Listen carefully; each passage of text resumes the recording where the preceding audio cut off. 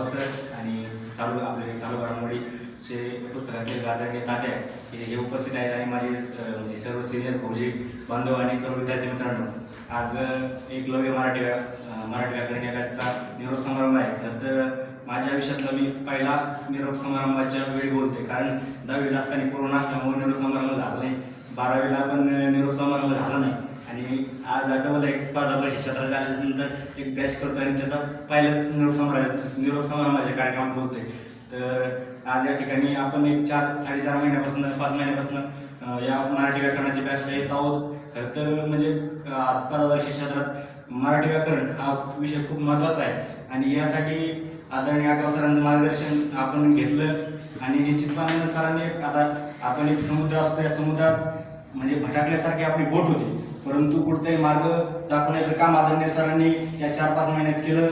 तर एक खूप महत्त्वाची गोष्ट आहे, कारण शेवटी मी अनेक म्हणजे क्लास बघितले किंवा बऱ्याच गोष्टी बघितल्या, परंतु या त्या क्लासमध्ये जी आपुलकीची भावना कधी इथं मिळाली या क्लासमधून, ती भावना या ठिकाणी कुठं अशी भेटली नाही. आणि एवढे मोठे एक लाईव्ह यूट्यूबचे 1.5 लाखापर्यंत सबस्क्रायबर सरांचे गेलेले आहेत. एवढं लाईव्ह सर्व असताना देखील एक आता समजा काही उदाहरण असतील तर अक्षरशः खाली येऊन पोरांचे चेक करणं हे काय कुठं मी म्हणजे नुसतं ऑफलाईनच्या बॅचला जरी आपण बघितलं तर ते कुठं नाही, परंतु हे सर प्रत्येक ठिकाणी खाली चक्कर मारतात, प्रत्येक पोराला काय अडचण आहे हे बघतात. म्हणजे ह्या गोष्टी आपल्याला कुठं बाहेर बघायला भेटत नाहीत. कधी म्हणजे असं सरळ वाटत नाही माझे 1.5 लाख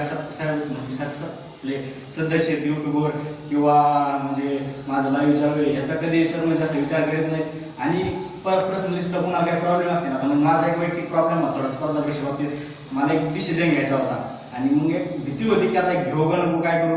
तर माझं एक म्हणजे आता सरांचं म्हणलं आता थोडीशी भीती पण वाटायची, पण मी ऑफिसला जाऊन सरांशी एक अर्धा-पाऊण तास बोललो आणि मला जी गोष्ट म्हणजे निर्णय घ्यायचा होता त्याच्या सरांची महत्त्वाची मदत झाली. म्हणजे फक्त एक मराठी व्याकरण किंवा ह्या पुढे माहिती देत नाही, तर अनेक गोष्टी म्हणजे आपल्या आयुष्यातल्या ज्या घडतायत त्या सरांच्या माध्यमातून ते प्रश्न सोडवण्यासाठी सर प्रयत्न घेत असतात. कारण आता सर एवढं आपल्याला मध्येच आता म्हणजे आपण लेक्चर घेतो, आता समजा एखादा टॉपिक चालू आहे तर मध्ये काही आपल्याला सांगत असतात सर त्यांच्या जीवनाची, म्हणजे ह्या गोष्टी सहज येत नाही.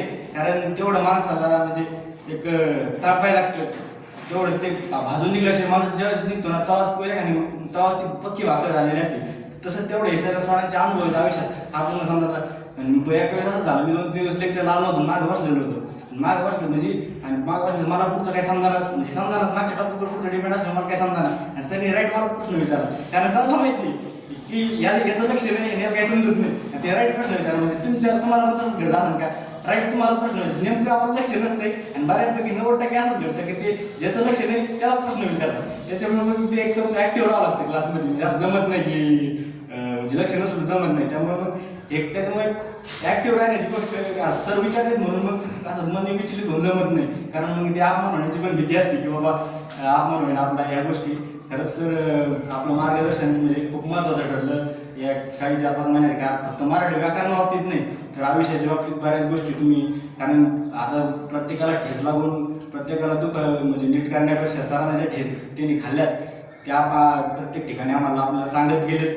आणि ह्याच्यातून आम्ही पुढं तुम्ही जे म्हणजे अडचणी आल्या तुम्ही आम्हाला सांगतात, तर आम्हाला पण ठेच खायची जास्त गरज नाही. त्याच्यात आम्ही सुधारणा करू आणि जे काय आपलं मार्गदर्शनाला लाभलं आहे त्याबद्दल खरंच आम्ही ऋणी आहोत. आणि येणाऱ्या काळात सुद्धा जोपर्यंत यशस्वी होत म्हणजे स्पर्धा परीक्षेत यशस्वी किंवा आयुष्यात ज्या वेळी आम्हाला म्हणजे अडचणी किंवा ज्या वेळेस काही प्रॉब्लेम आहे निश्चितपणे आपल्या मार्गदर्शनाची गरज आम्हाला सर्वांनाच आहे. त्यामुळे तुम्ही ते मार्गदर्शन करतानाच आणि करता त्या दुमत असण्याचं काहीच कारण नाही. त्यामुळे आपल्या सर्वांना सुद्धा पुढील वाटचालीची शुभेच्छा देतो. मला जी काही बोलण्याची संधी दिली तर त्याबद्दल मनपूर्वक असे धन्यवाद व्यक्त करतो आणि सर्वांना पुढील वाटचाली शुभेच्छा देतो. धन्यवाद.